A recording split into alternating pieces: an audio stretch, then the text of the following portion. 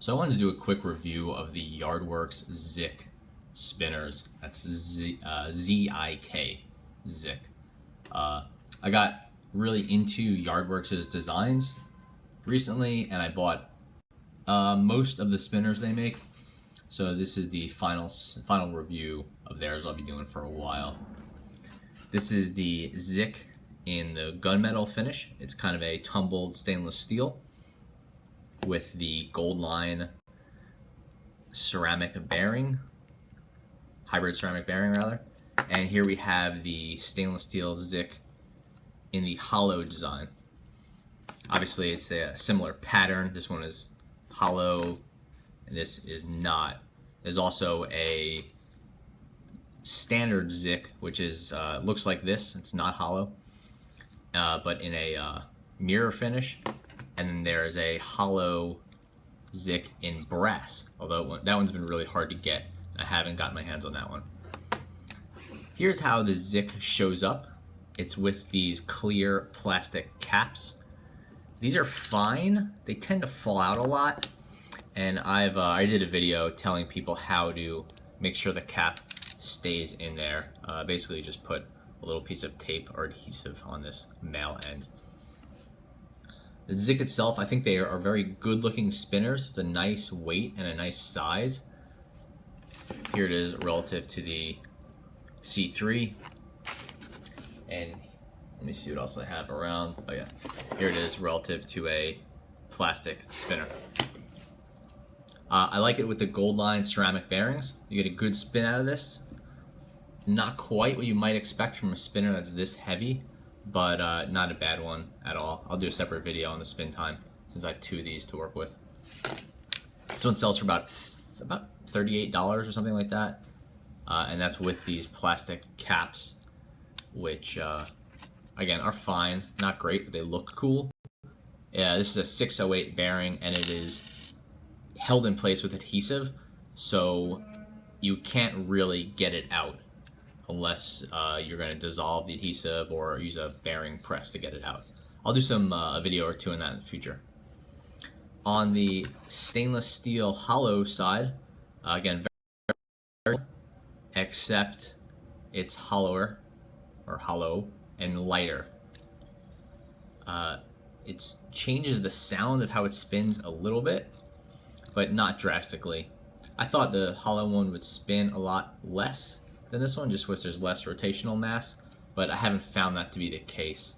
So I really do prefer the hollow design. Not only does it look cooler, but this guy's a little bit hefty. Here you can see it with upgraded caps. These are from Neospin, and I really do prefer it with these caps. Not only does it look better and sound better, but it's a lot smoother feeling. I feel like there's just some minor wobble here that the caps help with, and the plastic can hit the cap. When you have the plastic caps on, the bearing body can hit that plastic and slow the spinner down. It's not really the case with this one.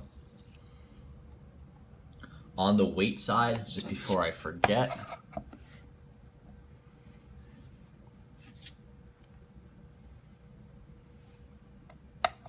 the stainless steel gunmetal is 84.3 grams. And let me flip the caps out of this so we can get the true weight. I'll get the plastic caps in here for a true test. So it's 84.3 versus 52.6. So about a 30 gram difference. So that's a fairly significant difference, since like a lighter weight spinner would be 50 grams on its own. The spinner these are 1/2 inch, so about 2 inches across, maybe a little bit less.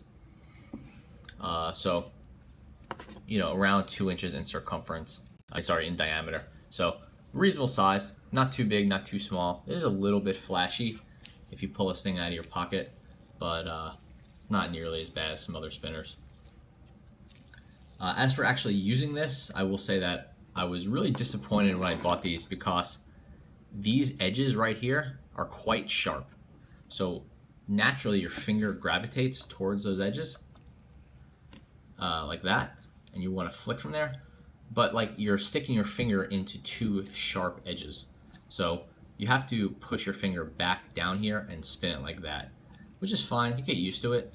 But every time you pull back or move forward and you're too close to that corner, you feel a little like hot spot type feeling, which is like pretty annoying from a $45 spinner.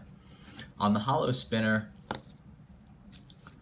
you definitely have the sharp corners here.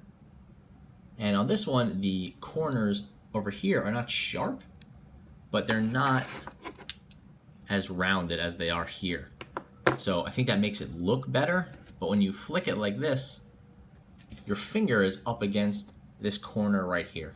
And you could try to adjust that, but you're really not going to get a good flick if what you're focusing on is moving your finger as straight as possible onto this. Inevitably, it's on the corner, and that's uncomfortable. And then you can't move it over to here, because these are sharp over here, and even these little edges in here are sharp.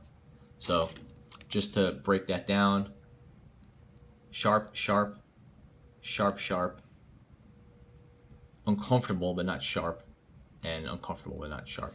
So it's kind of no matter what you do with this spinner, you're gonna feel it after a few minutes. I emailed the owner or whatever at Zik, and he just basically said, yeah, that's how we do it. You should file it down if you have a problem with that, which I guess is a fair response, but also it's a little bit troubling because if you're buying something to use a whole lot and you don't have a ton of spinners, then you know, you want something to keep with you for a full day. This is probably not the one to go with. That said, I think it looks awesome. Like just sitting here on the desk, I guess spinning it doesn't look too special, but in your hand, just sitting there, this one is about as cool as spinners get. And with the upgraded caps, I feel like this guy is just super cool looking. So yeah, I think that about covers it with the Yardwerx Zik. I like these spinners, but I really love the idea of these spinners more than I like the actual spinners themselves. I don't think the 608 bearing is the right way to go. They're sort of loud, spin times aren't great.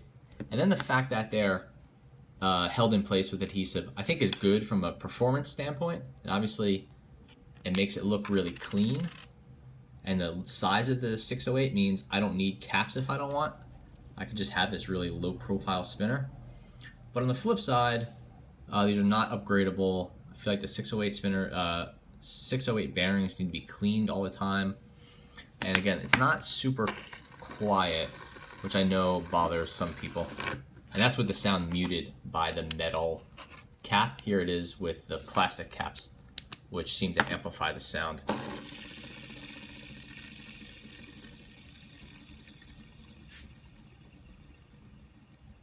So it's really not ideal, and this one's not even spinning that great. I think I pressed those caps down a little bit too much. On the build quality side, I had a few issues with balance on these. Just like not perfectly tuned. This one looks fine. Some of the other ones I've had, I think it was this one, just a slight bit off, which is not a huge deal. I think that's kind of, it's within the acceptable range, but not perfect. Anyway, so yeah, that's the Yardwerx Zik stainless steel hollow body and the Yardwerx Zik stainless steel raw. Don't know if the raw is available anymore, but I wouldn't really recommend it anyway. If you do want one of these, I would say go ahead and get the stainless steel or brass in the hollow body. I should do a last note before I wrap up about the 608 Goldline hybrid ceramic bearings. They're not really great for spin time. I'll post a video about this, and I think you'll get good spin times, but definitely not great spin times. So if you're thinking you're going to get a spinner that's more expensive than the U13 or even more expensive than a C3 and that you're going to beat the spin time of this, It's not. I don't even think it'll beat the build quality of this. It'll just beat it aesthetically. So yeah, that's the Zik from Yardwerx. Thanks.